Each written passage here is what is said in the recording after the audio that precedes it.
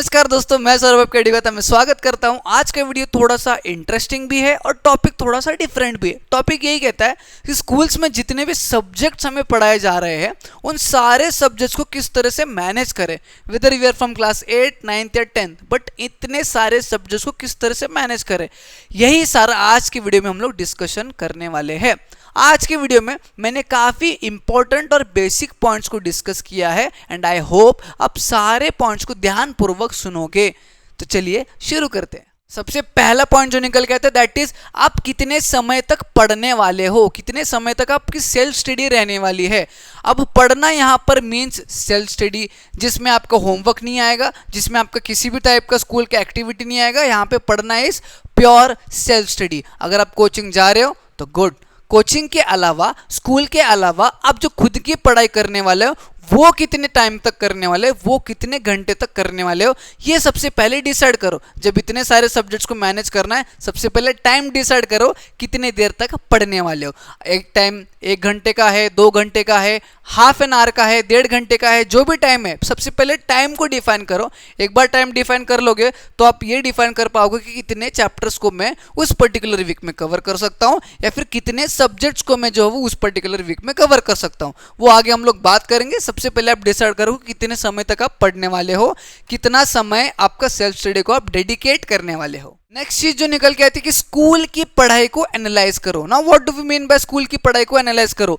School में जो topics आपको पढ़ाए जा रहे हैं वो टॉपिक को एनालाइज करो। सबसे पहले जितने टॉपिक्स आपको स्कूल में पढ़ाए जा रहे हैं उसको लिख के निकालो, उसको एनालाइज करो कि साइंस में मैम ने एक वीक में कितने टॉपिक्स पढ़ाए, मैथ्स में कितने एक्सरसाइज कंप्लीट किए, इंग्लिश के कितने चैप्टर्स मैम ने कवर किए, दूसरे लैंग्वेज में और क्या क्या पढ़ा रहे, ग्रामर के कितने टॉपिक्स कवर किए। ये सारी जो पढ़ाई स्कूल में हो रही है इसको एनालाइज करो। वाई? बिकॉज इसी के अकॉर्डिंग आपका सेल्फ स्टडी रहने वाला है। अगर आप इसको एनालाइज करोगे तभी आप आपके सेल्फ स्टडी में सारे सब्जेक्ट्स को मतलब जो है वो रख सकते हो, एक साथ आप सारे सब्जेक्ट्स को मैनेज कर पाओगे। अगर आपको ये नहीं पता कि स्कूल में क्या पढ़ाया जा रहा है, आपको ये नहीं पता कि कौन सा चैप्टर चल रहा है कौन से सब्जेक्ट में, तो आप आपके सेल्फ स्टडी में सारे चीज़ों को मैनेज नहीं कर पाओगे। आप यूजुअली अपना साइंस मैथ्स लेके बैठोगे, आपके अकॉर्डिंग पढ़ते जाओगे, लैंग्वेजेस छोड़ दिए, अदर सब्जेक्ट्स छोड़ दिए। एग्जाम के टाइम पे जब लोड आएगा तब आपको अदर सब्जेक्ट्स और लैंग्वेजेस का बहुत ज़्यादा प्रेशर बढ़ेगा और उसकी पढ़ाई ढंग से नहीं होने वाली है। इसीलिए अभी सबसे पहले स्कूल में जो चल रहा है उसको एनालाइज करो एंड अकॉर्डिंग टू दैट आप आपकी सेल्फ स्टडी प्लान करो। सेकेंड चीज जो निकल के आती है कि क्लास 10th के जो बच्चे हैं वो जब कोचिंग जा रहे होते हैं तो वो कोचिंग को रिफर कर सकते हैं। वाई? बिकॉज मोस्टली सारे कोचिंग जो है वो सिलेबस को जल्दी खत्म करने के पीछे होते हैं। वाई? बिकॉज उनको बच्चों का रिवीजन लेना होता है, सैम्पल पेपर्स वगैरह सॉल्व करवा के लेना होता है। इसीलिए अगर आप कोचिंग को भी फॉलो करते हो, कोचिंग में जिस फ्लो से जा रहे हैं या फिर जिस डायरेक्शन में जा रहे हैं, जिस टॉपिक्स को, जिस चैप्टर्स को कवर कर रहे हैं उसको भी आप फॉलो कर लेते हो क्लास 10th के बच्चे तो भी चलेगा। विदर जो कोचिंग नहीं जाता है वो स्कूल को फॉलो करो। 8, 9th के बच्चे जो है वो अपने स्कूल को अगर फॉलो करते हो तो वेल एंड गुड, बट आपको एनालाइज करना है। नेक्स्ट चीज जो आती है सेल्फ स्टडी को इफेक्टिव कैसे बनाएं। आप देखो सेल्फ स्टडी आप कितने टाइम तक करने वाले हो ये आपने डिसाइड किया, स्कूल का जो टॉपिक, स्कूल का जो पढ़ाई, स्कूल में जो पढ़ा रहे उसको एनालाइज किया। अब ये जो सेल्फ स्टडी है इसको और ज़्यादा इफेक्टिव बनाने के लिए आपका जितना भी होमवर्क स्कूल में जो दिया जाता है उस होमवर्क को जल्द से जल्द खत्म करना है। बेस्ट ऑप्शन है स्कूल में फ्री टाइम मिलता है तो कर लो, या फिर घर में आने के बाद, फ्रेश अप होने के बाद, लंच करने के बाद तुरंत 1 घंटा बैठ के कर लो, या फिर रात को खाना खाने के बाद 1 घंटा आप होमवर्क कर लो। ये होमवर्क जितना जल्दी आप करोगे उतना ज़्यादा इफेक्टिव आपका सेल्फ स्टडी बनेगा। इफेक्टिव है नहीं, उतना ज़्यादा टाइम आपको सेल्फ स्टडी में मिलेगा। जितना ज़्यादा टाइम सेल्फ स्टडी में मिलेगा उतने अच्छे से आप सारे सब्जेक्ट्स को मैनेज कर पाओगे। जितना कम टाइम मिलेगा उतना मैनेज करने में दिक्कत होगी, उतने अच्छे से आप पढ़ नहीं पाओगे हर एक टॉपिक को। नेक्स्ट चीज जो निकल के आती है that is differentiate the chapter on the basis of 2 terms. कितना डिफिकल्ट वो चैप्टर है या फिर कितना टाइम वो चैप्टर लेने वाला है। ठीक है, आपका जो सेल्फ स्टडी रहने वाला है आपको बेसिकली 2 पार्ट्स में उसको डिवाइड करना है। कितने पार्ट्स में? 2 पार्ट्स में। अब ये 2 पार्ट्स में जब आप डिवाइड करोगे तो रैंडमली कोई भी सब्जेक्ट, कोई भी टॉपिक आपको नहीं पढ़ना है साथ में। आपको ऐसे प्लान करना है कि फॉर एग्जांपल मैथ्स का कोई इजी टॉपिक है, बहुत इजी टॉपिक है, जैसे कि स्टैटिस्टिक हो गया, प्रोबेबिलिटी हो गया, ये सारे जो इजी टॉपिक्स है वो easy topic plus for example science का कोई डिफिकल्ट टॉपिक है या फिर हिस्ट्री में कोई डिफिकल्ट चैप्टर मैम ने पढ़ा है, तो वो एक डिफिकल्ट चैप्टर जो थोड़ा सा टाइम लेगा, मतलब टाइम लेगा यानी कि उसको ज़्यादा टाइम देना है 1-1.5 घंटे का, प्लस एक ऐसा चैप्टर जो इजी है जो ज़्यादा टाइम लेता है उसका छोटा सा पार्ट आपको उसके साथ रखना है। यानी कि 2 चैप्टर्स, 2 टॉपिक्स या फिर 2 डिफरेंट सब्जेक्ट के टॉपिक्स आपको साथ में पढ़ना है, ताकि आपका जो सेल्फ स्टडी रहने वाला है ओवरऑल वो बोरिंग सा ना हो। भाई बिकॉज अगर आप पूरे 2 घंटे, पूरे 2.5 घंटे मैथ्स ही पढ़ोगे, साइंस ही पढ़ोगे, हिस्ट्री ही पढ़ोगे, सिविक्स ही पढ़ोगे, तो आपका दिमाग पक जाएगा और वो सेल्फ स्टडी में ज़्यादा आप अच्छे से कॉन्सेंट्रेट नहीं कर पाओगे। इसीलिए अगर आप पहले 1-1.5 घंटे के लिए एक सब्जेक्ट करते हो, भले ही वो डिफिकल्ट क्यों ना हो, बट आप कॉन्सेंट्रेट करके पढ़ते हो, उसके बाद आपका माइंड थोड़ा सा डाइवर्ट करने के लिए फिर और थोड़ा सा मैनेज करने के लिए आप एक इजी सब्जेक्ट ले लेते हो साथ में, तो that self study will be बहुत मजेदार, जिसमें आपको बोर भी नहीं होगा और आपको सेल्फ स्टडी छोड़ के कहीं दूसरे जगह पे मन नहीं लगेगा। नेक्स्ट चीज जो निकल के आती है कि बड़े टॉपिक्स को ब्रेक करके पढ़ना है। अब कोई एक बड़ा टॉपिक है ए, उसको 2 या फिर 3 पार्ट्स में ब्रेक करो। जैसे कि क्लास 10 का ट्रिग्नोमेट्री, कुछ बच्चों को वो डिफिकल्ट लगता है, तो वो जो बड़ा टॉपिक है, डिफिकल्ट टॉपिक है, उसको ब्रेक करो। और जब ब्रेक करोगे तो हर एक वीक में एक पार्ट को पढ़ो, ताकि आप उस बड़े वाले चैप्टर को पार्ट में कवर कर पाओ। बट हर एक चैप्टर को इस फॉर्मेट में नहीं पढ़ना है। वाई? बिकॉज अगर हर एक चैप्टर को, हर एक टॉपिक को आप 3-4 पार्ट में ब्रेक करके पढ़ोगे तो इतना टाइम हमारे पास है नहीं पढ़ने के लिए। जो टॉपिक्स इजी है या फिर जो टॉपिक्स आप ऑन पॉइंट उसी दिन उसी समय पढ़ सकते हो इजीली, उसको तभी निपट दो।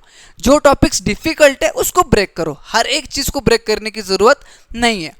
नेक्स्ट चीज जो निकल के आती है, सेल्फ स्टडी में सारे टॉपिक्स को कवर करो। आज अगर आपने डिसाइड किया है कि मुझे इस पर्टिकुलर सब्जेक्ट के 5 टॉपिक्स को कवर करना है जो स्कूल में पढ़ाए गए हैं, तो एट एनी कॉस्ट आपको 5 के 5 टॉपिक्स कवर करना है।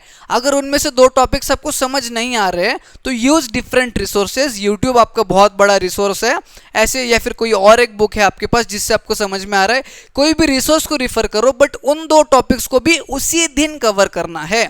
अगर आप उन 2 टॉपिक्स को उस दिन छोड़ देते हो तो आप एग्जाम के समय तक उन 2 टॉपिक्स पे ध्यान नहीं देने वाले हो, और एग्जाम की पहली रात आपको याद आएगा कि यार उस चैप्टर में 2 टॉपिक मुझे समझ में नहीं आए, छूट गए, और आप पहले दिन एग्जाम के वो पढ़ नहीं पाओगे। वाई? बिकॉज आप थोड़े से डरे होते हो, आपकी प्रिपरेशन थोड़ी नीचे ऊपर हो गई होती है, इसलिए 2 टॉपिक जो छूटे वो उसी टाइम करना है जिस टाइम आप पढ़ रहे हो।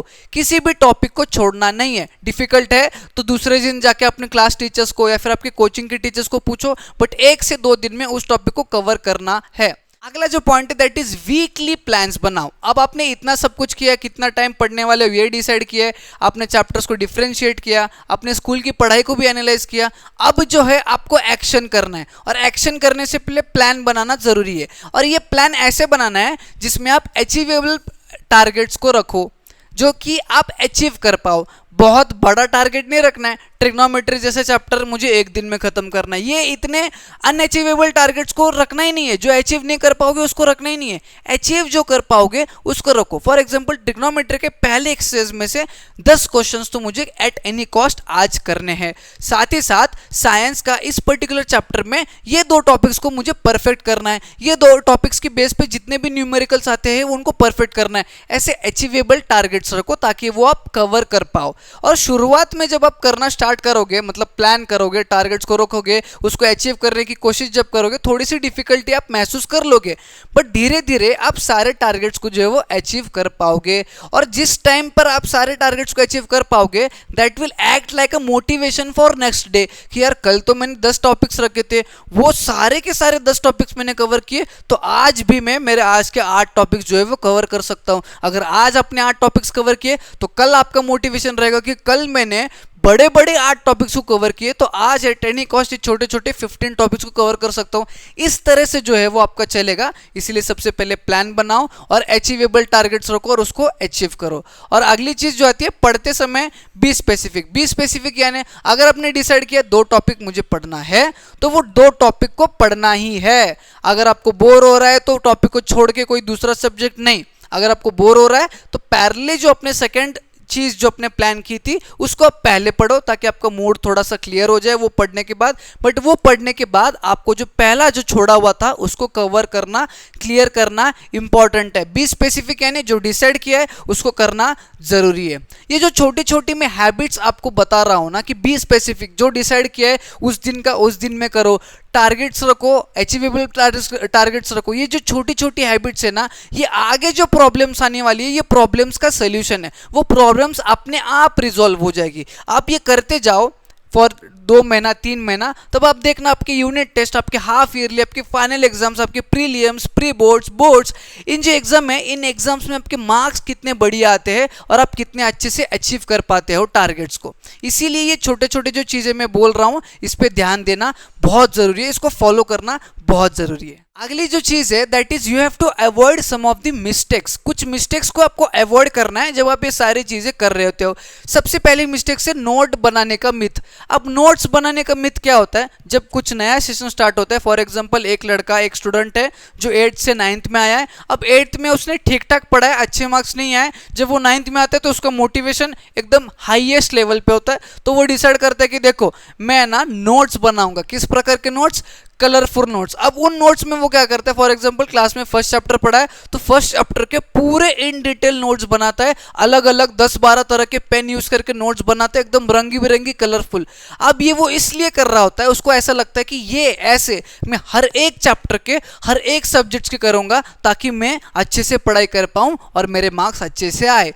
बट ये चीज वो अगले 10 से 15 दिन तक ही कर पाता है, उसके बाद वो नहीं कर पाता है। अब ये 10 से 15 दिन का टाइम भी अगर आपको वेस्ट नहीं करना है तो ये जो मिथ है रंग बिरंगी नोट्स बनाने का, इसको तोड़ दो, इसको मत मानो। अगर आपको नोट्स बनाना ही है तो ऐसे नोट्स बनाओ जो बस आपको समझ में आए। जब आप पढ़ोगे अगर आपको समझ में आ रहा है कि आपने क्या लिखा है तो इट्स वेल इनफ। सारे दुनिया को आपको नोट्स नहीं बांटने, आपको मार्केट में नोट्स नहीं बेचने, इसलिए रंग बिरंगी नोट्स है फिर पूरे डिटेल में एकदम अलग अलग पेन यूज करके नोट्स बनाने की जरूरत नहीं है। Single pen and pencil use करो।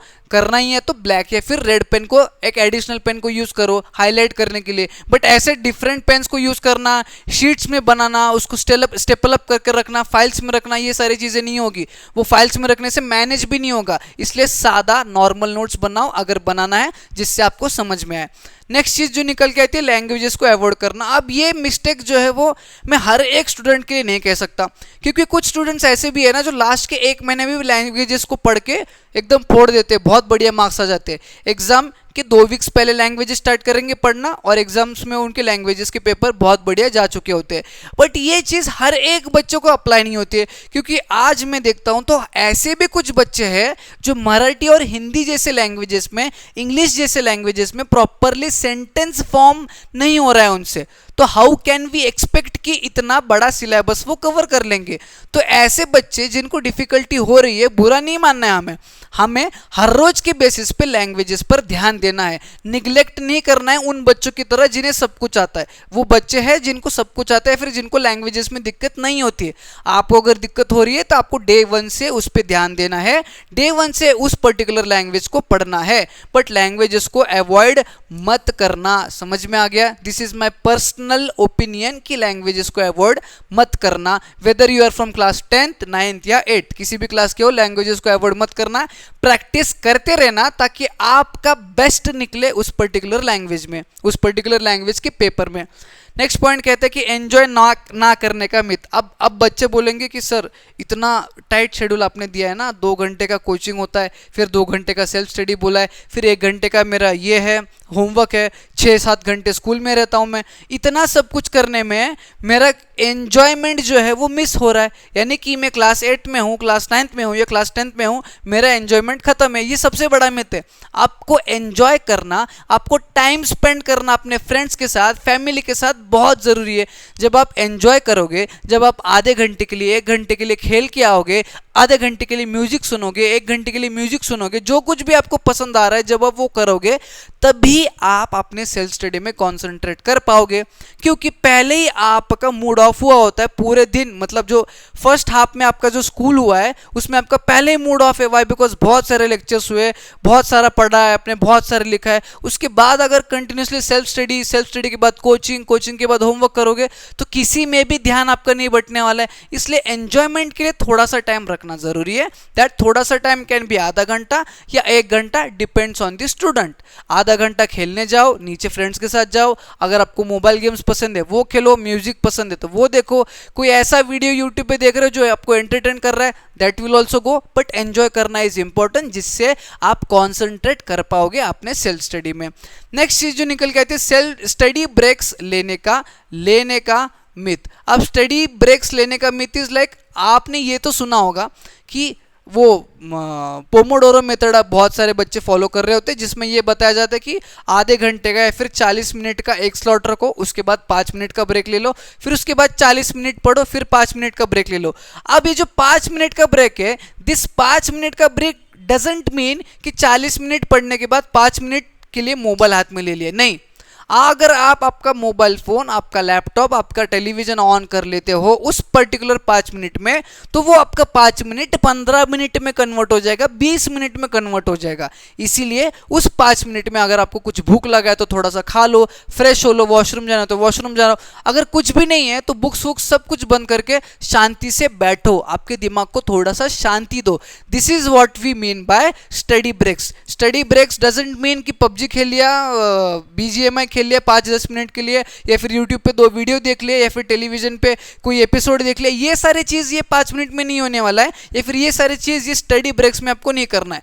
इससे आपका जो फ्लो है पढ़ने का वो डाइवर्ज हो जाता है, और एक बार फ्लो अगर डाइवर्ज हो जाता है तो उसको फिर से लाने के लिए आपको बहुत ज्यादा मेहनत करनी पड़ेगी, और इतना मेहनत करने के लिए हमारे पास टाइम नहीं है।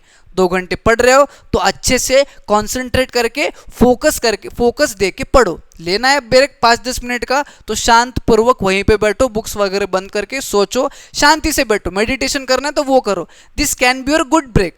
बट ये मोबाइल फोन लेना, टेलीविजन वगैरह ये छोड़ दो। नेक्स्ट जो चीज है, जो वेरी कॉमन मिस्टेक है, कि avoid multiple materials to study. पढ़ाई करना है, अब स्कूल में क्लास में बच्चों की चर्चा हो रही होती है कि मैथ्स में जो RD शर्मा के क्वेश्चन सॉल्व कर लेगा वो बहुत बढ़िया है। एक स्टूडेंट बोलता है नहीं RS अग्रवाल के जो क्वेश्चन सॉल्व कर लेगा वो बहुत बढ़िया है। एक कोई बोलता है नहीं, ये तो दोनों बुक तो कुछ भी नहीं है, XYZ बुक है जिसमें क्वेश्चंस बहुत डिफिकल्ट होते हैं, वो जो सॉल्व कर लेगा उसको सब कुछ आता है। ये सारी चीजें सुन के मल्टीपल बुक्स को, मल्टीपल मटेरियल्स को परचेस करना और उसको रेफर करना है सबसे बड़ा मिस्टेक। आपको जिस हिसाब से समझ में आता है या फिर आपके लेवल के हिसाब से आपको मटेरियल्स को जो है वो फॉलो करना है। सबसे पहली चीज जो आपको ध्यान में रखनी है that is text book. Text book हर एक सब्जेक्ट का आपको सबसे पहले फॉलो करना है।